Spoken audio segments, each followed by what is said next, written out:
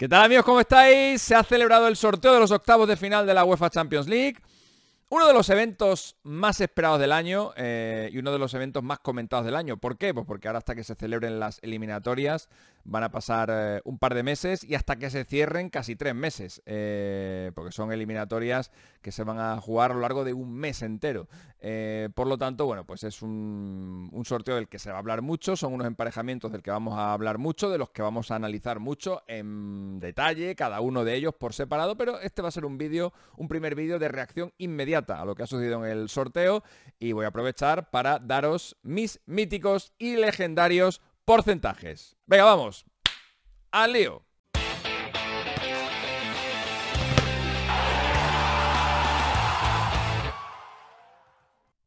Bueno, amigos, como os digo, aunque vamos a hablar en detalle de cada uno de estos 8 enfrentamientos y les daremos su espacio a cada uno de ellos, su contexto y los miraremos con una buena lupa. Bueno, quería hacer un primer vídeo para daros mi primera impresión sobre cada uno de los cruces que se han dado en el sorteo.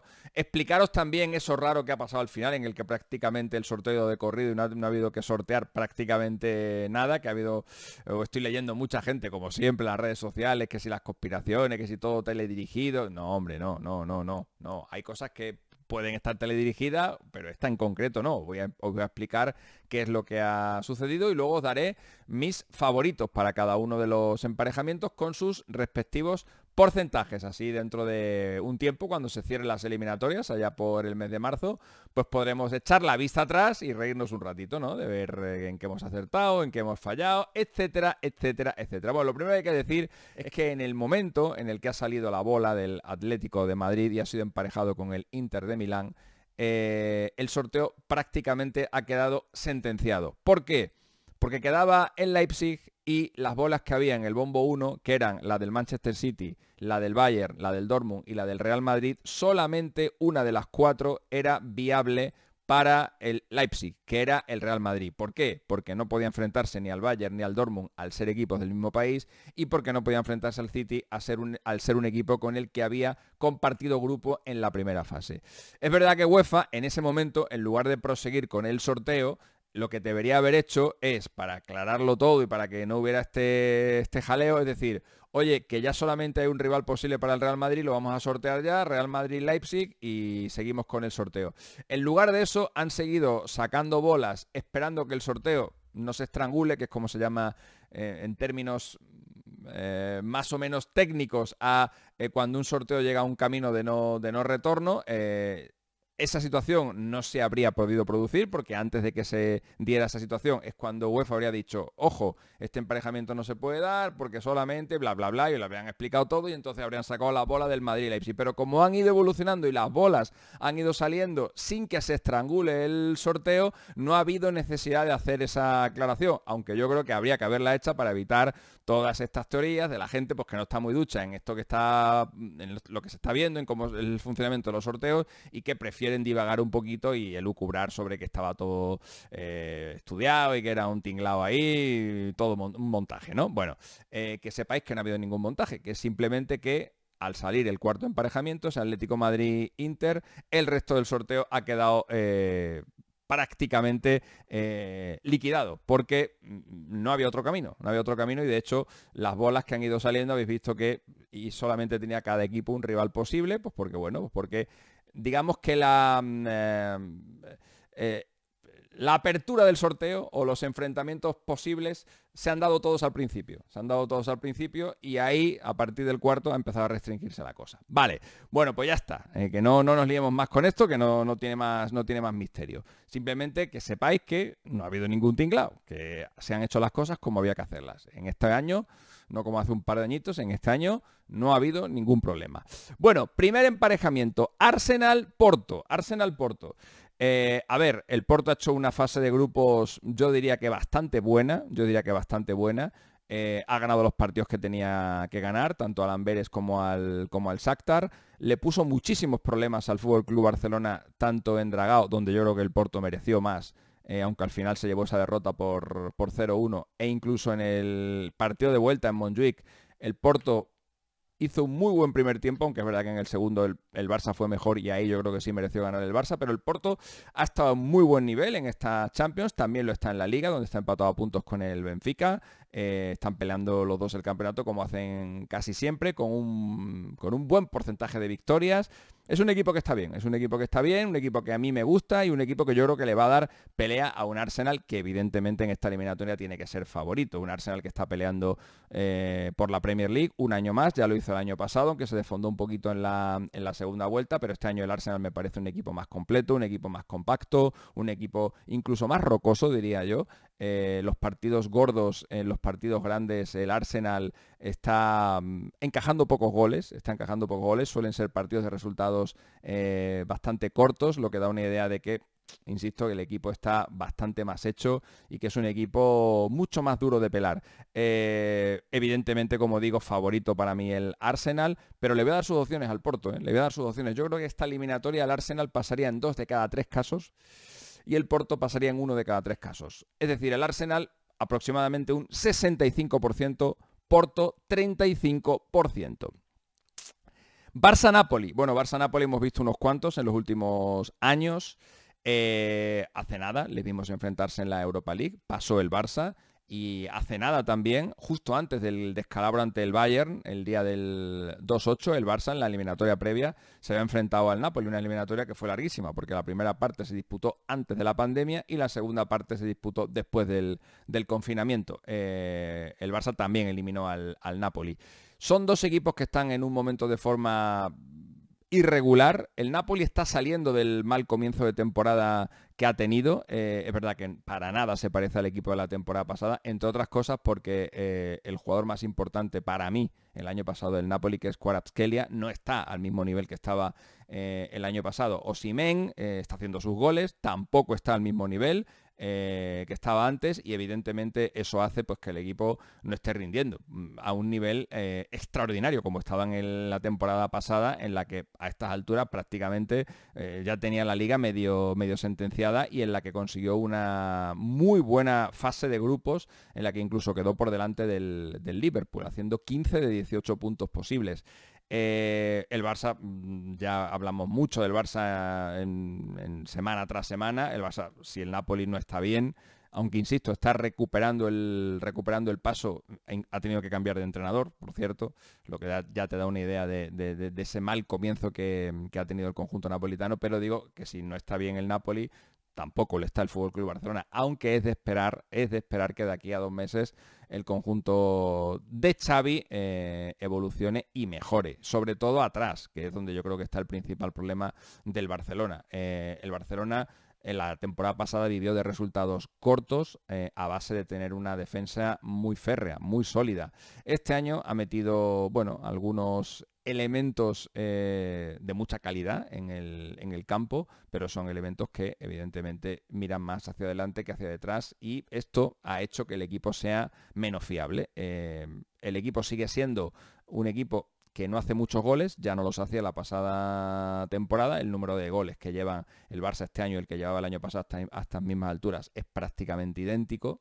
Hay 4 goles de diferencia, pero la diferencia está atrás. El Barça el año pasado recibió 20 goles en toda la liga y ya lleva 19 en la jornada 17. Es decir, antes de que acabe la primera vuelta, el Barça ya va a tener la misma cifra de goles en contra que tuvo en toda la campaña anterior. Y eso es lo que está haciendo que se le estén yendo muchos puntos. Todo lo que el año pasado eran 1-0 y victorias por la mínima, pues este año, pues algunos los estás ganando incluso sin merecerlo, como el día de Anoeta, y otros como el de Mestalla, donde yo creo que el Barça fue mejor y mereció ganar el partido, pues se te escapan ahí 2 puntos, como se te escaparon también contra el Girona, etcétera, etcétera, etcétera. Pero insisto, creo que el Barça, sobre todo con la entrada de Pedri, con la entrada de Frenkie de Jong, con la mejora que yo espero que tenga Lewandowski, porque no me imagino Lewandowski estando a este nivel tan malo durante mucho tiempo, pues creo que llegará en mejor condición de la que está ahora a la eliminatoria de febrero. Y más le vale, porque si no, realmente va a tener pocas opciones.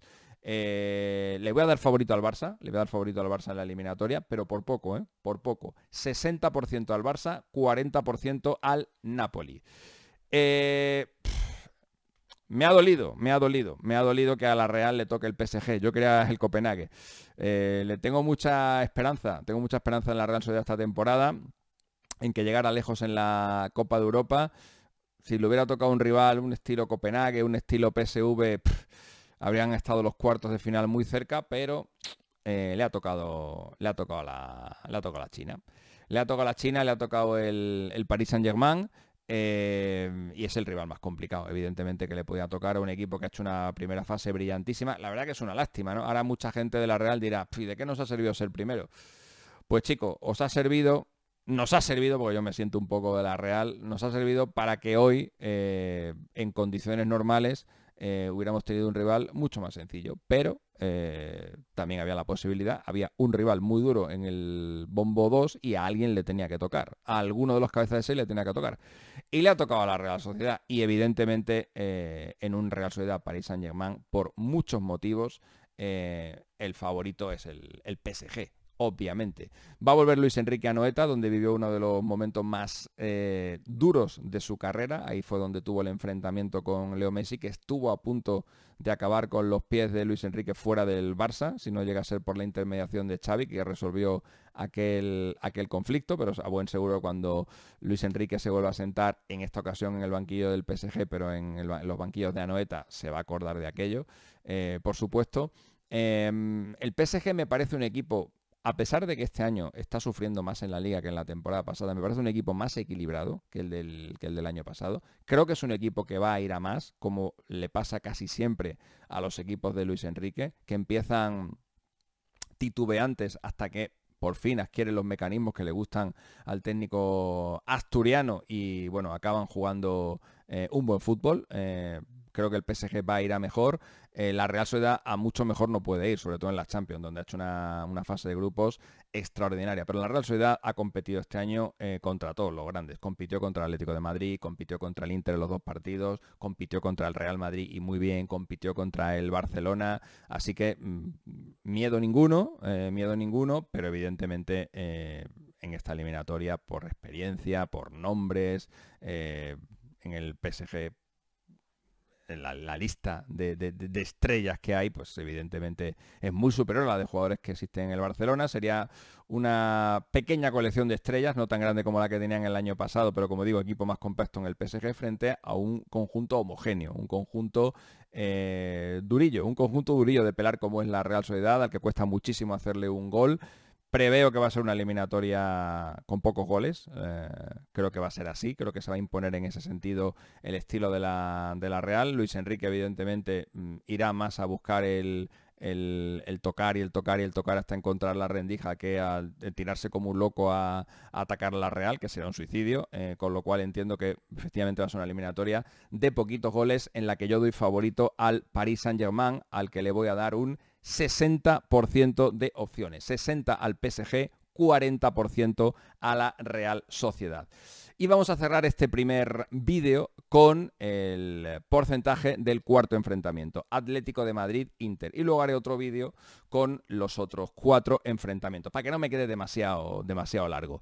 Este Atlético de Madrid-Inter, bueno, pues es un partido, para mí es la eliminatoria más igualada de todas, ya os la adelanto, es aquella en la que los porcentajes van a estar más ajustaditos, más próximos. Un equipo que está volando en la Serie A, como es el Inter, que me ha dejado alguna duda en la fase de grupos de Champions porque ha sido inferior a la Real Sociedad. Lo fue en el partido de Anoeta claramente y no fue capaz de ganarle en el partido de San Siro. Es verdad que el Inter salió con muchos suplentes, pensando en el partido que tenía con la Lazio, que luego resolvió bien en Serie A el fin de semana, pero el Inter está muy bien, está incluso mejor que en la temporada pasada, donde ya fue finalista de la Copa de Europa, está haciendo muchos goles, Lautaro está a un nivel espectacular, y creo que el Atlético de Madrid se va a encontrar con un rival muy complicado. Volverá Simeone a uno de los sitios donde es héroe, lo es en el Atleti, lo es en la Lazio, donde ya jugó en la fase de grupos, y lo es también en el Inter, por supuesto, donde jugó en uno de los equipos bueno, más recordados por los aficionados interistas. Es en el que estaba, por ejemplo, Ronaldo a finales de los años 90 o Roberto Baggio.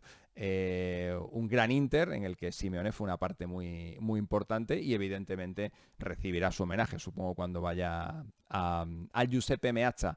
Veo la eliminatoria muy igualada, los dos equipos están a un muy buen nivel. Es verdad que estamos viendo al Atlético de Madrid fallar más de la cuenta fuera de casa. En casa es un equipo súper sólido, donde lleva 20 victorias consecutivas, ha igualado la mejor racha histórica del Calderón, donde también el Atleti llegó a ganar 20 partidos seguidos, y ese debe ser el principal argumento para que el Atleti intente buscar la clasificación, jugar la vuelta en casa después de conseguir un buen resultado en San Siro. Tampoco veo yo a un Inter que se vaya a tumba abierta por el Atlético de Madrid. No creo que nadie se atreva a hacerle eso al Atlético de Madrid, porque tendría todas las de perder. Así que creo que también va a ser un partido, un enfrentamiento de poquitos goles, va a ser un enfrentamiento muy táctico, y le voy a dar, aunque solo sea por el tema de jugar el partido de vuelta en casa, favoritismo, pero súper ligero, al Atlético de Madrid. Como digo, para mí la eliminatoria más equilibrada de las 8, Atlético de Madrid 55, Inter 45. Y bueno, aquí cerramos en la primera parte. En un ratito, en nada, os subo en el canal los otros 4 pronósticos y así tenéis 2 vídeos con el análisis completo del sorteo, una primera reacción al sorteo. Si os ha gustado este vídeo, ya sabéis, like, suscripción, campanita para que os avisen de cuando subo el segundo. Comentarme vuestros pronósticos también, qué os parece, si estáis de acuerdo con los míos o no. Yo a este le pondría más, yo a este le pondría menos. Darle ahí a la teclita, que yo os lea, y nada, que nos vemos en un ratito. ¡Hasta luego! ¡Chao! Chip, chip, chip, él es Mr. Chip. Chip, chip, chip, él es Mr. Chip. Chip, chip, chip, él es Mr. Chip, el estadista del fútbol.